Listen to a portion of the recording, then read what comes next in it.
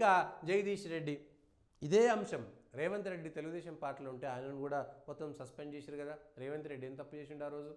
ఇవాళ TRS party ఆత్మవిమర్శ చేసుకోవాలి. మీరు అధికారంలో ఉన్నప్పుడు సంపత్ని ఎట్లా చేశారు?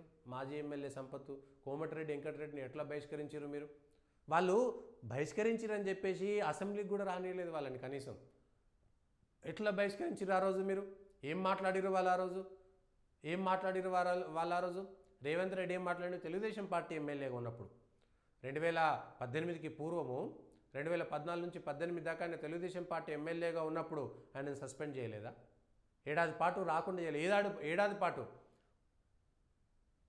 ఇవాళ టీఆర్ఎస్ పార్టీ గతంలో ఎన్నిసార్లు ఏ సభ్యులను ఎప్పుడెప్పుడు సస్పెండ్ చేసింది? మీరు చెప్పినటువంటి విషయాలేంటి ఒకసారి అర్థం చేసుకోండి. మీరు చెప్పినటువంటి విషయాలను మీరే ఒకసారి అవలోకనం చేసుకోండి. మీరు అధికారంలో ఉన్నప్పుడు 2014 నుంచి 2023 దాకా అసలు శాసనసభ పెట్టిందే తక్కువ. బీఆర్ఎస్ అధికారంలో ఉన్నప్పుడు శాసనసభ పెట్టిందే తక్కువ. పెట్టిన దాంట్లో ప్రతిపక్షాలకు అవకాశం ఇచ్చిందే తక్కువ. మాట్లాడింది తక్కువ. ఏదో జస్ట్ ఫర్ సేక్ పెట్టాలి కాబట్టి పెట్టిరు తప్ప అసెంబ్లీలు 10 ఏళ్ల పాటు ఏ ఒక్కరోజు కూడా పర్ఫెక్ట్గా సాగలేదు. ఎస్, ఇది వ్యక్తిగతంగా నేను దగ్గరగా ఉండి చూసినటువంటి వ్యక్తిగా. తెలంగాణ రాకముందు 2009 నుంచి నేను అసెంబ్లీని కౌన్సిల్ని రిపోర్టింగ్ చేస్తున్నటువంటి వ్యక్తిగా, 2009 నుంచి అసెంబ్లీని శాసన మండలిని దగ్గరగా చూస్తున్నటువంటి వ్యక్తిగా ఆ విషయంలో బీఆర్ఎస్ పార్టీ పూర్తిగా వైఫల్యం ఉంది. మీరు ఈ 10 ఏళ్లలో మీరు ఎంతకాలం పెట్టిరు? అంతకుముందు 10 ఏళ్ల కాలం ఎంత పెట్టిరు ఒకసారి అర్థం చేసుకోండి. ఎన్ని రోజులు సభ నిర్వహించారు మీరు 10 ఏళ్ల పాటు?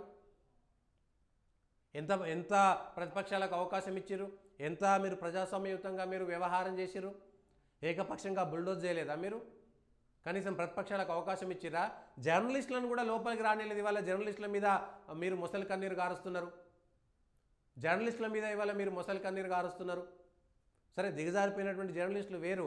ఎన్ని మీడియా హౌస్లను ఏడిపించారు, సతాయించారు మీరు అధికారంలో ఉన్నప్పుడే కదా. సరే, యూట్యూబ్ ఛానల్లో ఎవడో ఒకడు ఇష్టం ఉన్నట్టుగా మాట్లాడితే వాడిని అరెస్ట్ చేశారంటే వేరే విషయం. జెన్యున్గా ఉన్నటువంటి వాళ్ళను కూడా వేధించినటువంటి సందర్భాలు అనేకం ఉన్నాయి కదా. ఇవి మళ్ళా మీరు ఇవాళ నీతి సూత్రాలు చెప్తున్నారు. ఒక్కసారి దయచేసి టీఆర్ఎస్ పెద్దలు ఒకసారి ఆత్మావలోకనం చేసుకోండి. 10 ఏళ్లలో మీరు రేవంత్ రెడ్డినో లేకపోతే సంపత్ కుమార్నో లేకపోతే కోమటిరెడ్డి వెంకటరెడ్డినో ఇంకొక XYZని ఎవరినైనా సరే అసెంబ్లీ సమావేశాలు జరుగుతున్నప్పుడు ఏడాది మొత్తము వాళ్ళు ఎమ్మెల్యేలు ఉన్నంత కాలం పూర్తిస్థాయిగా అసెంబ్లీలో అడుగు పెట్టకుండా నిర్దాక్షిణ్యంగా ఏడాది పాటు ఎక్కడైనా ఉంటుందా? సమావేశాలంటే ఆ రోజు మాత్రమే సస్పెండ్ చేస్తారు, లేదా ఆ సమావేశాల వరకు సస్పెండ్ చేస్తారు. కానీ ఎమ్మెల్యే గెలిచేందుకు అసెంబ్లీలో రాకుండా ఎంత తప్పు చేసిరా? ఎంత పెద్ద తప్పు చేసిరని ఎస్, ఇవాళ ఈ మాట కూడా ఇందులో అనవసరంగా స్పీకరు చైర్ని గౌరవించాలి కానీ స్పీకర్ దళితుడు కాబట్టి లేదా అక్కడ ఓసి ఉన్నాడు కానీ అనవసరమైనటువంటి రాజకీయాలు చేయకండి దయచేసి. కాంగ్రెస్ వాళ్ళు కూడా ఆయన దళితుడు కాదు, ఆయన స్పీకర్. ప్రసాద్ కుమార్ గారు స్పీకర్ చైర్లో కులంతో సంబంధం లేదు.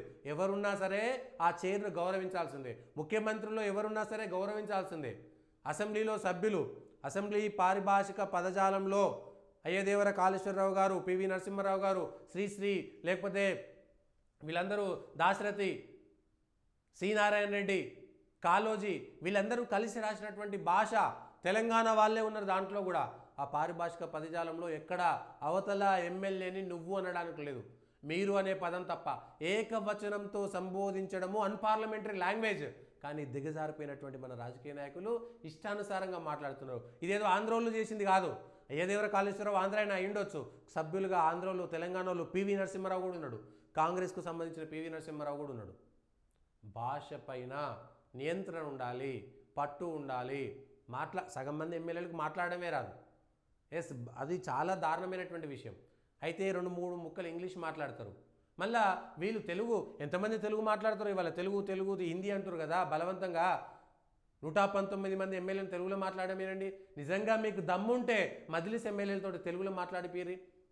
ఇక్కడ తెలంగాణలో ఉండి బతుకుతుండ్రు కదా, తరతరాలుగా తెలంగాణలో ఉన్నారు కదా, బలవంతంగా ఉర్దూను రుద్దిరు కదా నిజాం కాలంలో. ఇవాళ ఎందుకు వాళ్ళు తెలుగు నేర్చుకోవట్లేరు? ఇది భావదారిద్ర్యం కాదా? ఇది కాంగ్రెస్ లేదా టీఆర్ఎస్ టీడీపీ చేసినటువంటి తప్పులు కదా మీరు మాట్లాడుతున్నారు. ఇవాళ జగదీష్ రెడ్డిని సస్పెండ్ చేసినా ఇంకా నయం. ఈ సమావేశాల వరకు మాత్రమే సస్పెండ్ చేశారు. స్పీకర్ను పట్టుకొని నువ్వు అనడం తప్పే. నా వరకైతే ఎస్, ఎవరో ఒకరు పాటించాల్సిందే. వెంటనే విచారం వ్యక్తం చేయాల్సింది. నువ్వు అన్నాను అధ్యక్ష అని చెప్పేసి మాట్లాడాల్సింది. ఇది అందరిది ఆయనకు తెలియదా స్పీకర్కి? స్పీకర్ అంటే అన్లిమిటెడ్ అథారిటీ ఉన్నటువంటి వ్యక్తి కదా, తను ఏదైనా చేయొచ్చు కదా, రాజ్యాంగబద్ధమైనటువంటి పదవి కదా, మాట్లాడాలి. స్పీకర్ గారు మీరు అందరి వాళ్ళండి, మీరు వాళ్ళని ఎక్కువ చూస్తున్నారని అడగడం వేరు, కానీ వ్యంగ్యంగా లేకపోతే అహంకారంతో మాట్లాడడం అనేటువంటి తప్పు. అక్కడ మీరు ఆ వీడియోలు చూడండి, ఆడియో వినండి. ఎవరు తప్పు మాట్లాడినా ఏతులు వెంకటయ్య అని మాట్లాడాల్సినటువంటి అవసరం ఏమున్నది అక్కడ? ఎంత దరిద్రం, ఎంత ఆ ఫేస్లో ఎంత అహంకారం కొట్టొచ్చినట్టు కనబడుతుంది. ఒక వ్యక్తిని వ్యక్తిత్వ హననం ఎందుకు చేస్తున్నారు? ఇవాళ బాడీ షేమింగ్ గురించి మాట్లాడేటువంటి వాళ్ళు మేం మాట్లాడమని ముందుగా మీరే ఎందుకు దాన్ని మొదలుపెట్టరు? భాష గురించి మాట్లాడేటువంటి వాళ్ళు ముందుగా మీ నుంచే ప్రక్షాళన ఎందుకు మొదలుపెట్టరు?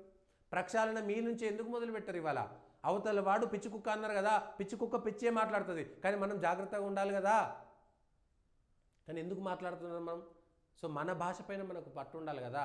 దేశద్రోహులు, ఏ ఉగ్రవాదులో లేకపోతే దేశాన్ని నాశనం చేస్తున్న విదేశీ భావజాలంతో ఉన్నటువంటి నక్సలైట్ల గురించి మాట్లాడితే తప్పులేదు. లేకపోతే అక్రమ చొరబాటుదారులైనటువంటి బంగ్లాదేశీలో, పాకిస్తానీలో, రోహింగ్యాల మీద ఎట్లా మాట్లాడినా తప్పులేదు. ఎందుకంటే రాక్షస సంహారం జరగాలి కాబట్టి, అక్రమంగా వచ్చినటువంటి వాళ్ళంతా రాక్షసులు కాబట్టి, లేకపోతే ఉగ్రవాదులంతా రాక్షసులు కాబట్టి వాళ్ళపైన ఎట్లా మాట్లాడినా ఏ చర్యలు తీసుకున్నా తప్పులేదు. కానీ మిగిలినటువంటి వాళ్ళ విషయంలో అట్లా కాదే. ఈ విషయాలపైన జాగ్రత్తగా ఎందుకు ఉండరు, ఎందుకు ఉండలేరు అనేటువంటి విషయాలను ఒకసారి అర్థం చేసుకోవాల్సినటువంటి అవసరం కూడా ఉంది.